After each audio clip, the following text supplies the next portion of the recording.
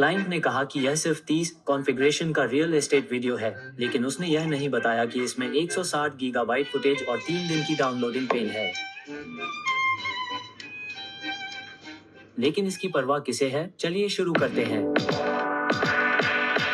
ठीक है, तो आज हम कुछ अलग करने जा रहे हैं। मुझे एक real estate video editing project मिला है और आपको फाइनल रिजल्ट दिखाने के बजाय मैं आपको क्लिप इंपोर्ट करने से लेकर फाइनल प्रोजेक्ट डिलीवर करने तक की पूरी एडिटिंग प्रक्रिया के बारे में बताऊंगा। तो ये संक्षिप्त विवरण है। यह एक luxury real estate video project है। क्लाइंट का नाम एलेक्स है, वो जर्मनी से है। बजट $250 या $21,000 रुपये है। वीडियो की अवधि 30-45 सेकंड होगी। तो ये हाई एनर्जी स्पीड रैम और स्मूथ ट्रांजिशन के साथ एक तेज गति वाला एडिट होगा। अब खरीदार द्वारा प्रदान की गई फुटेज को डाउनलोड होने में बहुत समय लगा। मुझे इसे डाउनलोड करने में 2-3 दिन लग गए क्योंकि मैं इसे मैन्युअल रूप से डाउनलोड नहीं कर पा रहा था, लेकिन यह आखिरकार हो गया। ये लगभग 140 गीगाबाइट की फाइल है। फिर ये अन्य आवश्यकताएं हैं। यह एक लंबा प्रोजेक्ट होने जा रहा है, लेकिन हाँ, मेरी कॉफी तैयार है। तो चलिए शुरू करते हैं। अच्छा, तो मैं इसे प्रीमियर प्रो में एडिट करूंगा क्योंकि मुझे इसकी आदत है। तो मैं सभी फुटेज को व्यवस्थित करने से शुरू करूंगा। मैं सभी क्लिप लूंगा और उसमें से सबसे अच्छा हिस्सा चुनूंगा। मैं नॉन शेकी पार्ट को चुनने की कोशिश करूंगा। इन पॉइंट के लिए आई दबाएं और फिर आउट पॉइंट के लिए ओ दबाएं और फिर एक सीक्वेंस बनाएं। तो ये 4K 25 FPS में होगा। तो जाहिर सी बात है, इसमें कुछ समय लग सकता है। तो यहाँ पूरी असेंबली करते हुए मेरा टाइम लैप्स है। तो मैं एडिट के आधे रास्ते पर हूँ, लेकिन एक छोटी सी समस्या है। मेरा मतलब है, बहुत छोटी नहीं, कई समस्याएं हैं। सबसे पहले, कुछ फाइलें किसी कारण से आयात नहीं हुई, इसलिए मुझे लगता है कि मुझे उन्हें फिर से डाउनलोड करना होगा। दूसरा, क्लिप बहुत ज्यादा शेकी है। मेरा मतलब है, वे बहुत ज्यादा शेकी हैं। मुझे नहीं लगता कि उनके साथ स्मूथ स्पीड रैम बनाना कैसे संभव होगा। और तीसरी समस्या यह है कि मुझे लगता है कि ड्रोन वीडियो 24 FPS पर शूट किए जाते हैं, इसलिए उनमें स्पीड रैम जोड़ना बहुत मुश्किल होगा। सामान्य वीडियो 50 FPS पर शूट किए जाते हैं, तो यह एक अच्छी बात है। इसलिए मुझे लगता है कि मैं फिर भी उन्हें धीमा करके कुछ अच्छा बना पाऊंगा। लेकिन हाँ, कुल मिलाकर यह बहुत अस्थिर है। मेरा मतलब है कि अगर आप देख सकते हैं कि सिनेमेटोग्राफर ने कुछ मूवमेंट बनाने की कोशिश की है, लेकिन क्योंकि वह ऐसा कर रहा था, तो मुझे लगता है कि वह जिम्बल का उपयोग नहीं कर रहा था, वह हैंडहेल्ड मोशन कर रहा था। इसलिए ये थोड़ा बहुत अस्थिर लग रहा है। देखते हैं, मैं बाकी असेंबली खत्म करूंगा और फिर कुछ क्लिप फिर से डाउनलोड करूंगा और फिर असेंबली खत्म करूंगा और फिर हम आगे बढ़ेंगे। ठीक है, तो ये दूसरा दिन है। दुर्भाग्य से पहले दिन भी मैं असेंबली पूरी नहीं कर पाया क्योंकि डाउनलोड करते समय लगभग 50 फाइलें खराब हो गई थी। इसलिए मुझे उन्हें फिर से डाउनलोड करना पड़ा, जिसमें लगभग 4 या 5 घंटे लग गए। तो कुछ भी नहीं हो सका। तो आज मैं असेंबली खत्म करूंगा और फिर मैं संगीत का चयन करूंगा और मैं रफ ड्राफ्ट बनाने की कोशिश करूंगा। इस प्रोजेक्ट को डिलीवर करने के लिए मेरे पास अभी भी लगभग 3 दिन हैं, इसलिए मुझे लगता है कि मैं इसे पूरा कर पाऊंगा। लेकिन हाँ, देखते हैं। तो मैंने फिर से नई फाइलें डाउनलोड कर ली हैं। अभी भी लगभग 50-60 फाइलें हैं जिन पर काम करना बाकी है। तो मैं सभी पर काम करूंगा। उसके बाद मैं कल जो असेंबली की थी, उसके बाद मैं उन सभी क्लिप्स पर काम करूंगा जिन्हें मैंने चुना है और आदर्श रूप से उन्हें V2 पर रखूंगा ताकि मुझे पता चल सके कि कौन सी क्लिप्स इस्तेमाल करने के लिए अच्छी हैं। उसके बाद हम संगीत का चयन करेंगे और फिर रफ एडिट शुरू करेंगे। ठीक है, अब मैंने असेंबली पूरी कर ली है क्योंकि मैंने आधी असेंबली कल की थी और आधी आज। तो मुझे यकीन नहीं है कि क्लिप्स वास्तव में कैसी दिखती हैं। तो मैं जो करूंगा वो ये कि मैं सबसे अच्छी क्लिप्स को V3 ट्रैक पर रखूंगा और उसके बाद मैं बाकी को V_sub1 और V_sub_2 पर रखूंगा। यह इस बात पर निर्भर करता है कि वे कितनी अच्छी हैं। इस तरह से एडिटिंग करते समय मुझे पता चल जाएगा कि मैं कौन सी क्लिप्स को सीधे एडिटिंग टाइमलाइन पर ले जा सकता हूं, और अगर मुझे अतिरिक्त शॉट्स की जरूरत पड़े तो मैं उन्हें V_sub1 और V_sub_2 से ले सकता हूं।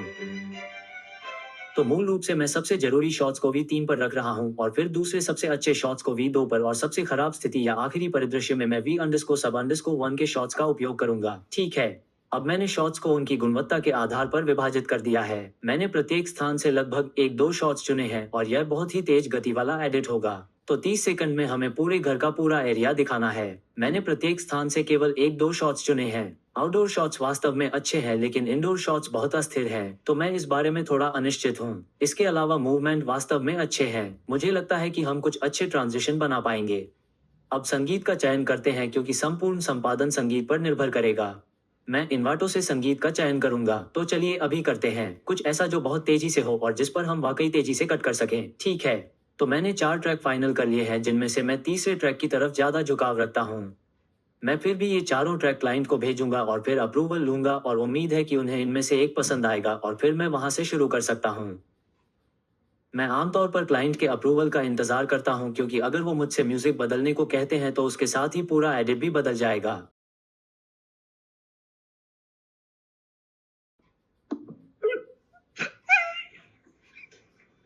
मैं बस ऐसा नहीं कर सकता, मैं ये बकवास और नहीं सह सकता।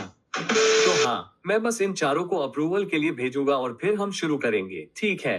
तो अच्छी खबर यह है कि क्लाइंट ने वही म्यूजिक ट्रैक चुना है जिसकी मुझे उम्मीद थी और हम रफ स्ट्रक्चर बनाना शुरू करेंगे। तो मैं सोच रहा था कि हम सीन को एस्टेब्लिश करने के लिए कुछ ड्रोन शॉट से शुरुआत करेंगे।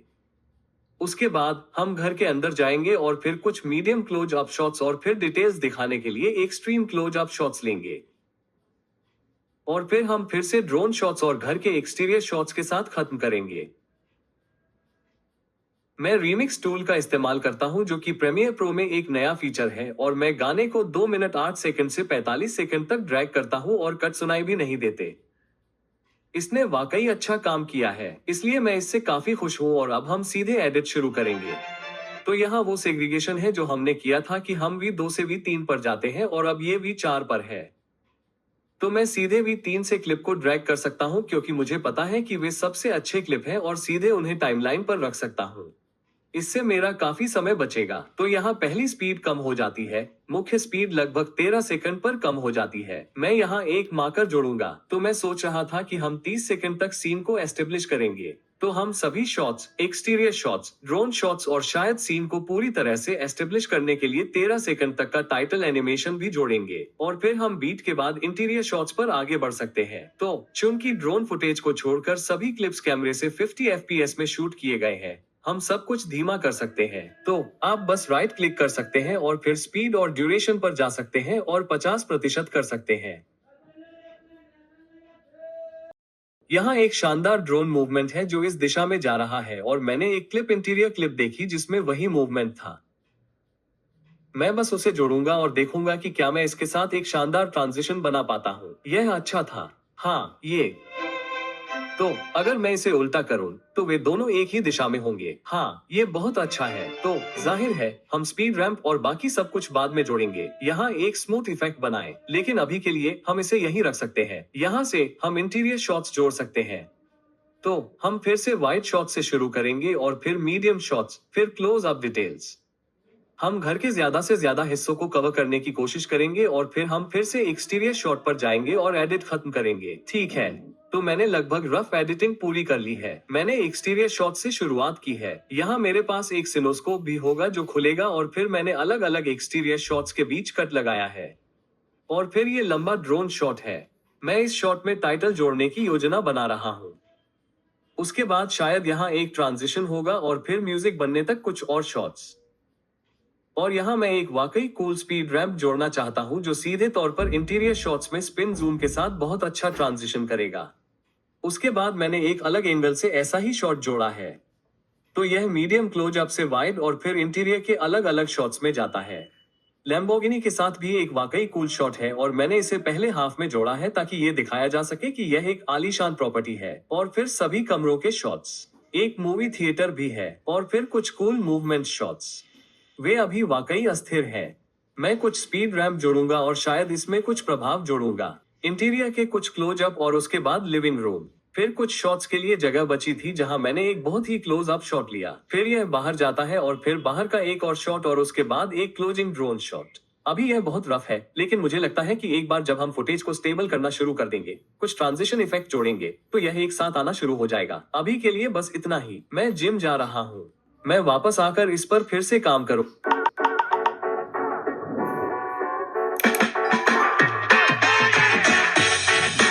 तो यह अब तीसरा दिन है। ओह, मैंने पहले ही रफ एडिट पूरा कर लिया है और आज मैं अधिकांश चीजों को अंतिम रूप देने की कोशिश करूंगा क्योंकि मेरे पास डिलीवर करने के लिए केवल 2 दिन बचे हैं। आज मैं हर चीज को स्टेबल करने की कोशिश करूंगा। अभी सब कुछ बहुत अस्थिर है, इसलिए मैं सब कुछ धीमा करूंगा, सब कुछ स्टेबल करूंगा, स्पीड रैंप जोड़ूंगा और आज कलर करेक्शन और ग्रेडिंग भी पूरी करने की कोशिश करूंगा। लेकिन हाँ, देखते हैं कि समय कितना मिलता है।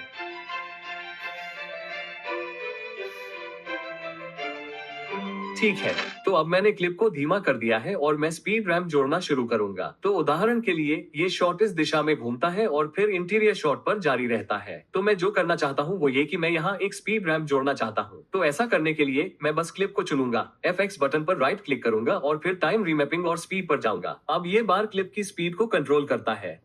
तो इस पॉइंट पर मैं स्पीड बढ़ाना चाहता हूँ। तो मैं यहाँ पेन टूल पर जाऊंगा और फिर यहाँ एक पॉइंट जोड़ूंगा और उसके बाद मैं स्पीड को 650 के आसपास बढ़ाऊंगा और क्लिप को स्ट्रेच करूंगा और फिर इस हैंडल को दाईं ओर ले जाऊंगा और फिर इसे थोड़ा और स्मूथ बनाने के लिए इसे इस तरफ ले जाऊंगा। अब आप देख सकते हैं कि ये कैसा दिख रहा है। थोड़ा कम हो सकता है ताकि ये कम शेकी हो। मैं इस तरफ भी यही मूवमेंट चाहता हूँ, लेकिन बात यह है कि अगर मैं सही हूँ तो हम पहले ही इस क्लिप को रिवर्स कर देते हैं। हाँ, हम इसे रिवर्स करते हैं। तो हम जो करेंगे वो ये कि मैं स्पीड को 50 तक कम कर दूंगा ताकि ये और धीमी हो जाए और उसके बाद रिवर्स क्लिप में स्पीड रैम्प जोड़ना बहुत मुश्किल होता है।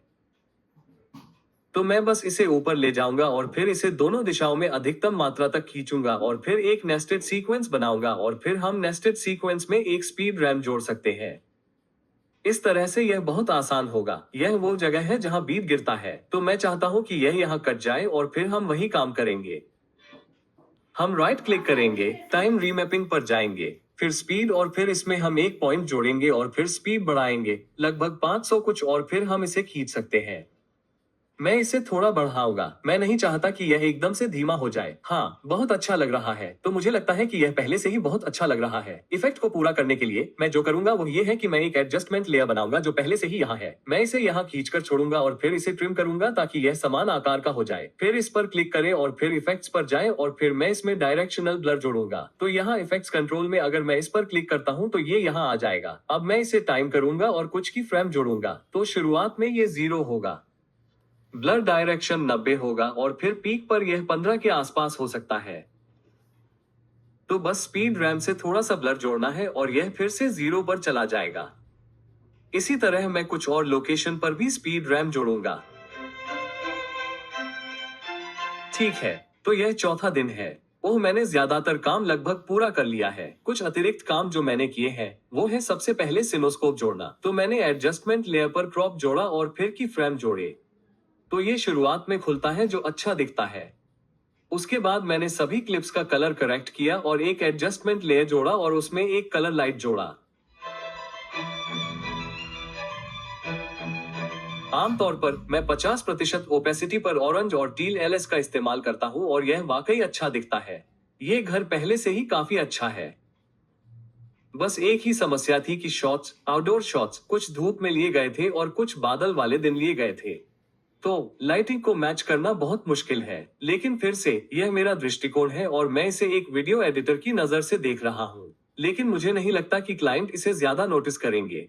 इसके अलावा मैंने हर जगह स्पीड रैम्प और स्पीड चेंज जोड़े हैं। लेकिन फिर से क्लिप बहुत अस्थिर है और मैंने क्लाइंट से पहले ही बात कर ली है और उसे बता दिया है कि बहुत सारे इफेक्ट और ऐसी चीजें जोड़ना संभव नहीं होगा क्योंकि क्लिप पहले से ही बहुत अस्थिर है और इससे क्लाइंट की प्रीमियम क्वालिटी खराब हो जाएगी। तो अब फाइनल टच ये है कि सबसे पहले मैं इस शॉट पर एक एड्रेस जोड़ना चाहूंगा और हम कुछ साउंड इफेक्ट जोड़ेंगे और फिर हम इसे रिव्यू के लिए क्लाइंट को भेजेंगे और फिर देखेंगे कि वो क्या कहते हैं।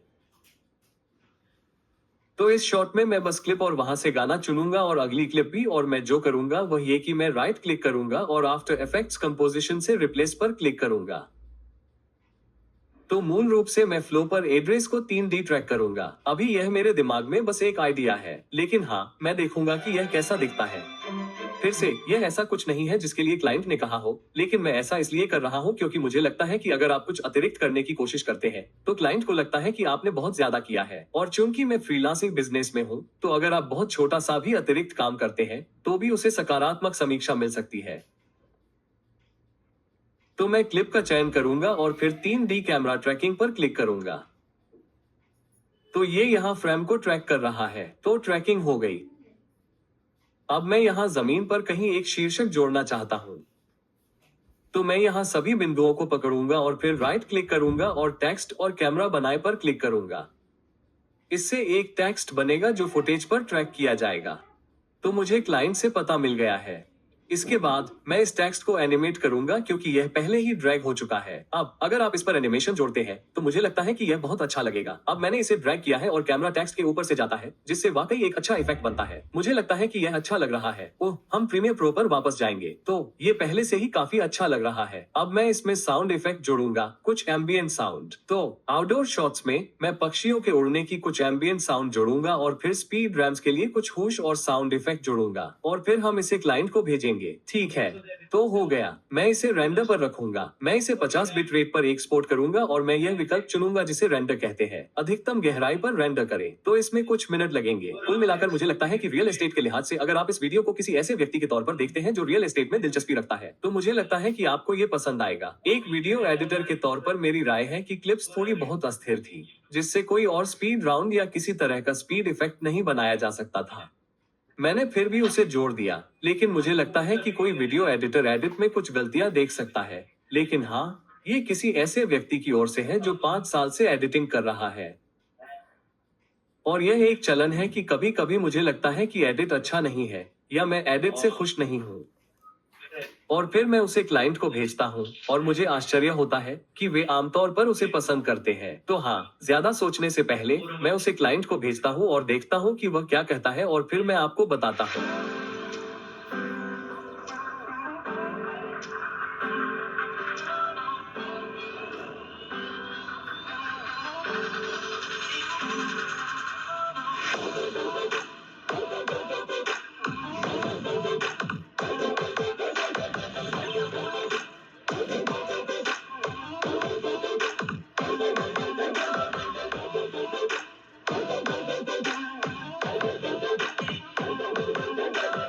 क्या आप डांस करना चाहते हैं?